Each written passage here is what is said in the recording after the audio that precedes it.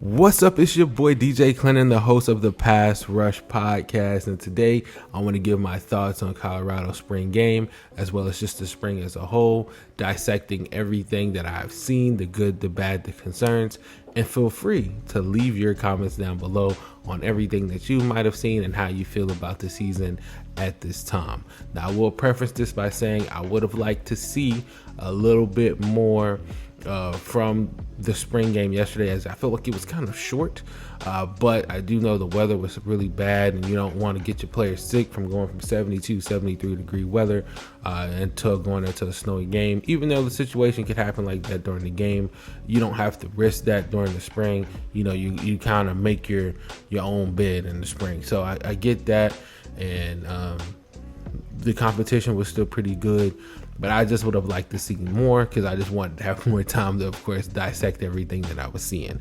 Now, to get into the positions, I know that at the quarterback position, they called a lot of vanilla plays, just a lot of zone runs and a few pass plays here and there and what we saw. But when it comes to the quarterback position, I do feel like we're a little bit top heavy.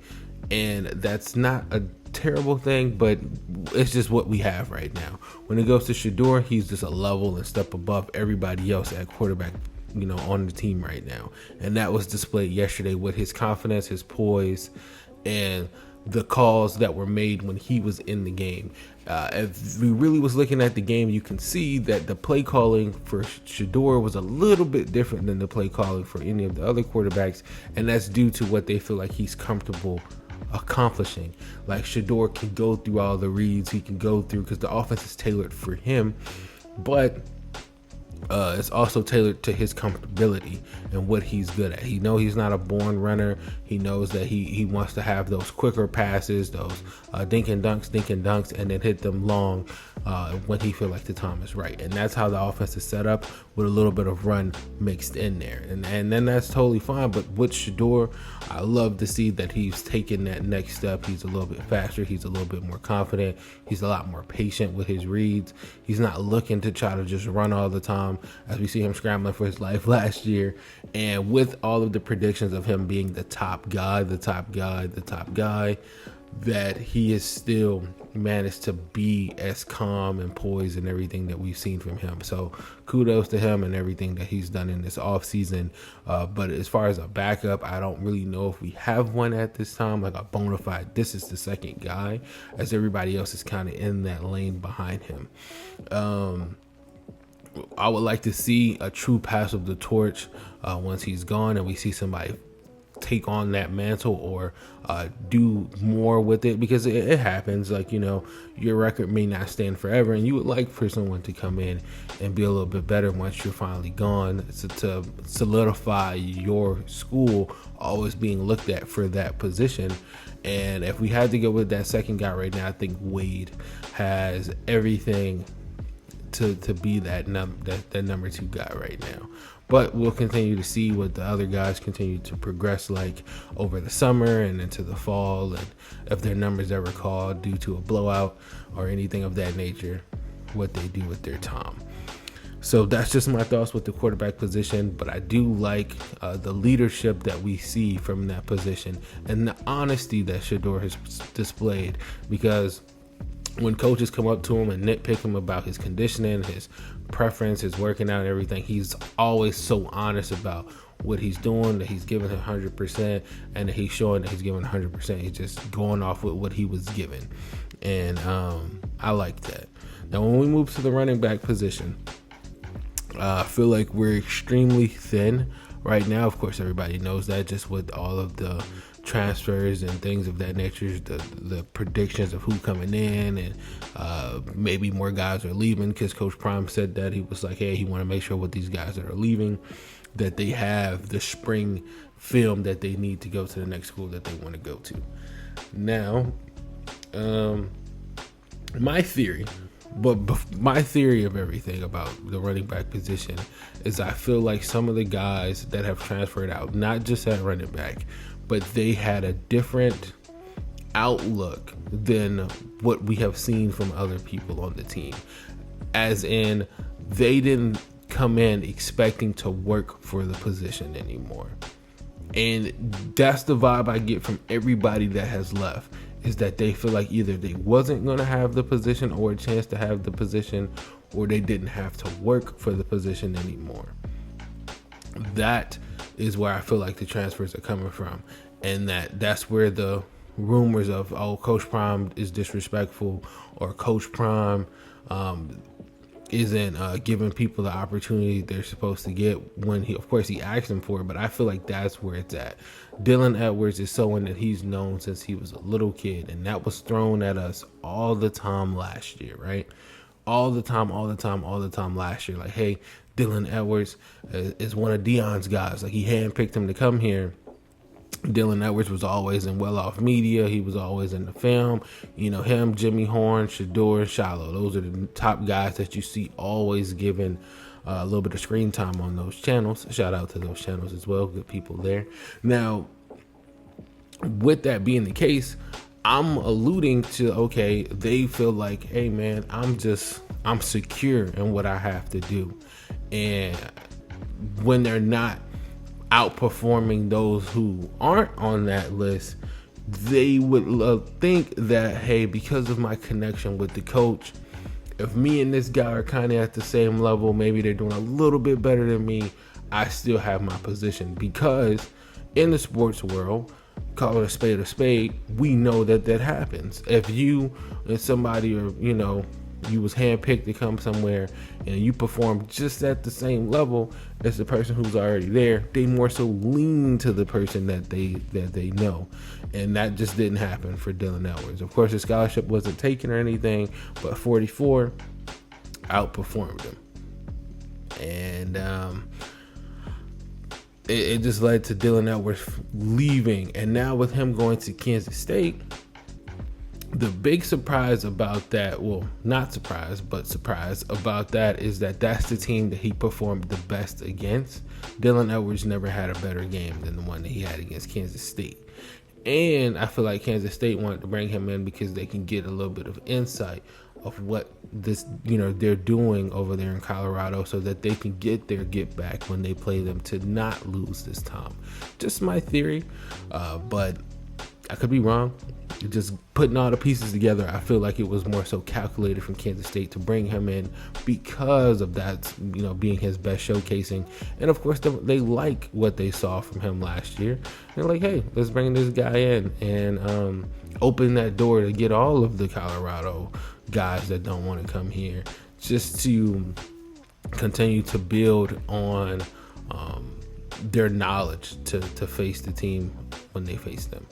Now, when it comes to what we've seen from the running back position, with everybody being gone, it was wonderful to see guys step up and look like natural running backs when they haven't been. Like Isaiah Hodge, he came as a wide receiver, flipped to defensive back due to, as Coach Prime said, just the lack of performance from that position. And now he stepped in at running back. Love to see it. 44 also did his thing all spring up until a couple injuries came about. And now we just need that depth. We just need a true every down back. I think Hodges could stay around and be a good third down screen, go out for a route type of running back, but an every down running back for the Big 12. We're going to need a true, stocky, built, ready running back.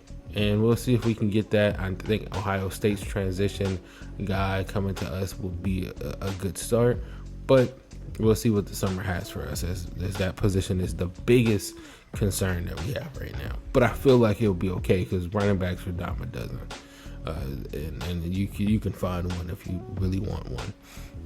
When we move to wide receiver, of course, Travis Hunter is the main event. He is the main character. He got most of the balls thrown to him yesterday. And, I mean, what else do you expect? It's Travis Hunter. I feel like everything that I've seen from the spring, that guy's a pro. I've never seen him tired. I've never seen him huff and puff. I've never seen him look like he wasn't in any type of shape. He took every punishment run, up, down, anything, like a champ. Like that's a true professional. Even though We don't know what position he's going to play in the NFL, what team he's going to go to. He is a guy, no matter where he goes, he is a true professional. What I do have a concern about, maybe somebody else knows and they can leave that comment below. Why don't he, well, I don't know if that's correct English, but why doesn't he have as many interviews as Sheduer and others on the team does? Like, you see Sheduer meet and Coach Prime meet with the media all the time, but you don't see Travis Hunter meet with the media. He kind of does his own thing in his little pajamas at his house. He does his thing there. But I feel like Travis is just someone that we should get in the media more, because he's just a star. Like, that's what he is. And Coach Prime has done a great job with Travis, continuing to elevate his game from when he was in high school till now. Is that he's just a true professional. He's everything you want a football player to be. Now, when it comes to the rest of the wide receivers, I feel like we did see some really cool things from Wester, just getting into that Weaver role from last year. He looked really good with being out there with Sheduer. He looked natural. He didn't look new at all. Jimmy Horn is still there. I feel like we didn't see a whole lot from him, but you still know what you're going to get with him. So I feel like we're good there at wide receiver. And of course, Coach Prime said yesterday during the press conference that we got 4 more coming, that he believes Sheduer is going to be the happiest man in the building. I feel like the guys that are still there are performing pretty well. I just feel like a lot of the skill position guys were in pretty good shape for the most part. And you really like to see that with everything that we saw from them. When we move to offensive line and tight end, I feel like we're okay. I don't feel like we are in a place with the offensive line yet to feel one way or the other. Like, we still kind of in that neutral zone where you can see the adjustments. You can see the confidence level in Sheduer from his offensive line this year, because he knows those guys. He's been with them a little bit of time, spent some time with them, things of that nature. Now in the offseason, you can kind of see the relationship is better. The want to block for him is better. However, we only seen them against the twos most of the spring. I didn't see a lot of one-on-ones other than the one-on-ones, ones versus ones outside of the one-on-ones is where we've seen that a lot of. And I like the one-on-ones that we've seen to get that competition rolling, to get the energy going for the offensive line, and to have them see so many different looks. Because this year it's more of an attacking style defense with a lot of blitzing and a lot of man-to-man, that you see the offensive line really, really have to play. And I feel like right now we're in a good position where you see a step above last year, but again, we don't really know until we know. Now with Jordan Seaton, as to pinpoint on him, I feel like he came from being 285 in high school, and now he's about 315. I think in the summer you would want to dial him back down to 300 just to keep him in the peak shape. I don't feel like going from 285 to 315 and playing weight is a good thing in your first year, because it's hard to, as you continue to grow as a young man, to get into carrying that weight and being that weight, and then still having the 20 pounds of equipment you have on. Could make him sluggish. He was breathing a little hard, yesterday. So I feel like we dial him back down to 300. Good solid weight there for him. And I feel like we'll get a lot of protection and a lot of highlights from him, as he has a good attitude as an offensive lineman. So there, I'm kind of just wait and see. I'm not too sold one way or the other. Just wait and see when it comes to the offensive line. Now, the defensive line, I'm extremely happy with the defensive line, because we've seen with the addition of Coach Sapp now in the later part of the spring, just the energy has reached a whole nother level. It's a guy that I would have loved to play for, because he's everything as a coach that I see myself as, is that you want to put them in the best position to get as many run stops and sacks as possible. And that's what Coach Sapp is about. And that energy to make sure everybody feels like they have a chance to do that. And that's what you want to play for as a defensive lineman. You want to do that. And the talent that we have is not as thin as last year. Like, it's actually some talent there and some size too. When it comes to McNeil, I feel like McNeil is making a step up, and then everybody else down there, I feel like we're going to see them start to separate themselves more, because even the second team guys were giving the offensive line a good look. But I do feel like Coach Sapp being around more, we're going to see less of the bull rush and more of finesse moves, because he was a finesse rusher. A lot of the guys try to do bull rushes and try to really like throw the offensive lineman out the way instead of using their weight against them. Like, hey, the offensive line got me, I got them locked up, let me pull them forward, because they're trying to, they're already coming for me, pulling them down forward, slap their arms down, get around them, boom. Like, really playing games with the offensive lineman. Fake inside, go outside. We've seen a lot more stunts now, which I feel like helps with that. Like, helps with the ability to want to rush that way, because they're doing so many stunts and stuff up front, which we did not see last year. I don't remember seeing a stunt last year. So to see the offensive line get a chance to see the defensive line do stunts, that alone is going to make the team better. And anybody who's been watching it like me on the offensive defensive line, like, hey, this is a huge step forward. I would have loved to seen the guys from last year get a chance to be in this position this year, to be able to do those stunts and things of that nature, because stunts alone can open up sacks that your ability couldn't. Like, if you got all the offensive linemen thinking you're going inside, but then one guy goes around and he gets a free hit at the quarterback, you can change the whole complexion of the game that way. And I am happy to see it. I can't wait to see it in game. And I wish, which is another one of my concerns, but I understand why, because you want to keep everybody healthy. I would have liked to see more one-on-ones. I mean, ones versus ones yesterday, not the one-on-ones, because they did have that, but they cut that off of TV. But the ones versus ones, just to give everybody a true look, because that's all you're going to be playing is people ones. But when we move over to linebacker, I have my biggest concerns for this position, and it's right under running back. Like, when it comes to defense, it's the biggest concern for defense. And the reason why I say that is because I know who the starters should be. I said it last year. He's starting. Bentley. Now, who should be starting alongside him should not be Woods, in my opinion. It should be 42. It should be 20 and 42. Those should be the starting linebackers. And Trevor Woods moves back to safety. And Simon Craig is that plug and play nickel other guy when you need him. But when it comes to energy and really want to tackle, 20 and 42 has to be those guys this year.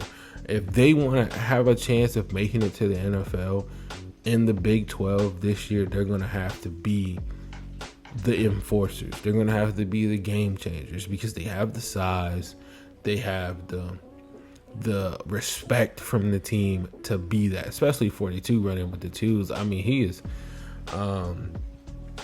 very, very, very talented. And Coach Prime talked about him during the press conference, and was just like, the thing with him is that he didn't really know what position he wanted to play. He was kind of in that same boat as the guy, I can't remember his name, but he wore number 45 at Jackson State, where he wanted to be a rusher and then he didn't, and then he wanted to be a rusher and then he didn't. That's where 42 is at, but he's just raw talent. Like, he has the ability to do a little bit of everything, so really utilize him. That's all I'm saying. Now, some people might disagree with Trevor, say like, oh, he should stay down there, like he's good down there. I think he is, fit for down there, but I like big backers. Like, I like bigger backers who Goo gonna hit something. Trevor gonna hit something. But I feel like the reason why I will put him in the back is because when we move on to the corner position, it's thin. It's really thin. I don't know if it's because Coach Prime is so hard on the position, because that's the position he played, that we have a hard time keeping corners, like keeping a legit starting group of corners, like outside of Travis. Like we really don't have another guy where it's like, this is the guy, like this is the other guy, this is the corner, this is the number one corner. We are struggling there because a 30, and no offense to him, a 30 is the best that we have on the second team. He couldn't cover Travis to save his life yesterday. I really feel we need some true corners. And Coach Prime said there's 4 new ones coming in the spring. Coming in the summer. We need some true corners when Travis is not out there, because that's something that the D-line will make better if you have somebody who can cover for 3 to 4 seconds. Like, if they can cover for 3 to 4 seconds and the defensive line can get there, that's all they got to do, because they're doing a lot of man-to-man. You need some true man-to-man coverage corners, and right now I didn't see a whole lot of that. There is some talent there. Like 8 looks pretty good sometimes, but when it comes to 4 doesn't even want to tackle. 4 is decent when he wants to be, but I just feel like he might have just felt a little bit of disrespect running with the 2s when he felt like he should have been with the 1s. I don't know. We all know some players get in their way like that though, where like, oh man, I'm running with the 2s, they ain't respecting me. You know what I'm saying? Like, they get in their own way and they don't really, they start to not perform. So it's something that I feel like just needs to be addressed. But if we move Woods back there with Shilo, the communication and the respect gets elevated, because those guys can help make sure the corners are in the position they're supposed to be in. So that's how I'm looking at it. I'm just looking at it as far as, okay, you got a really good defensive line. You put Bentley and 42 down there at linebacker. You got Simon Craig doing his thing. And if Travis is not out there, you got 2, newer corners, doing their thing. And then you got Trevor and Shilo. That's a defense. Like, that's a really good defense. Now in the Big 12, I know they like to throw it more, but you're also going to see bigger runners. You're going to see guys who try to do their thing, because this is the division that Texas used to be in, and Texas was known for them runners. Oklahoma known for them runners. Baylor, you name it. So I just think that defense appeals to me, but to each his own. Overall, though, I feel like the spring as a whole was pretty good. I know the weather was bad for the game, but we was able to get the negative energy out of the room. And it's not that those players are negative, but their path not aligning with the team's path is going to make things negative anyway, because like the disgruntlement is just not there. It's not aligning. But I just feel like that was the ideal weather situation that they wanted to showcase to the fans yesterday. But we know Colorado fans, they're going to come out in droves and they're going to do whatever they got to do to support their team. And you love to see that. I feel like in the spring, what we saw was a lot of culture change. Like, the culture was changing last year, but I feel like this spring really solidified the culture change, as far as this is what we're trying to do.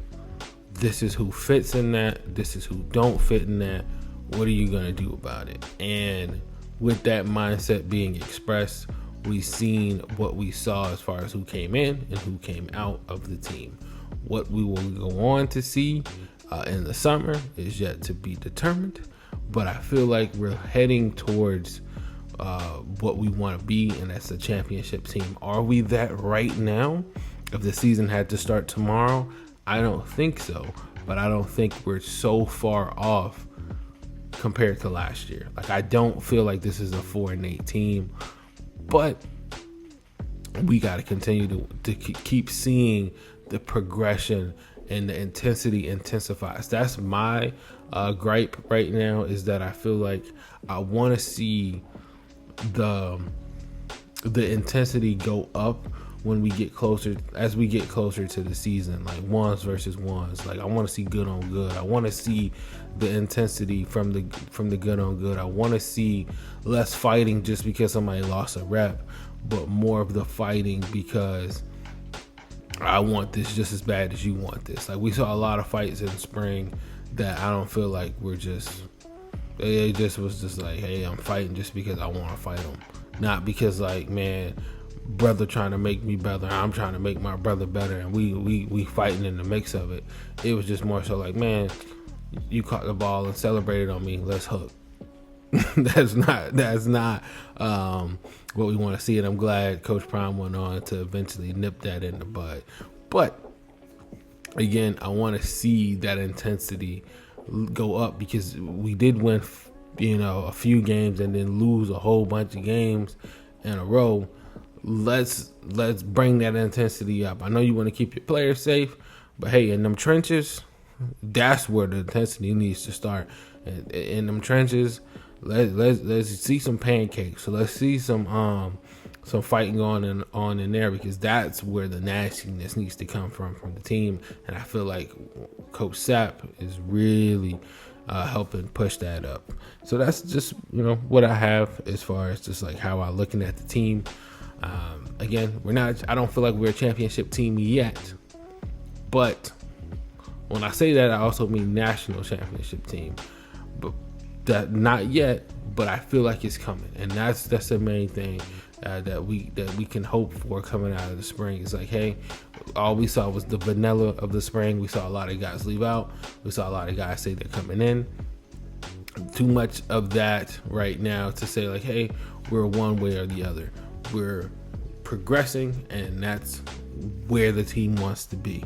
But of course, again, leave your comments down below on how you feel about everything that you saw from the spring. And it's been your boy DJ Clinton, the host of the Pass Rush Podcast. I'm out of here. See ya.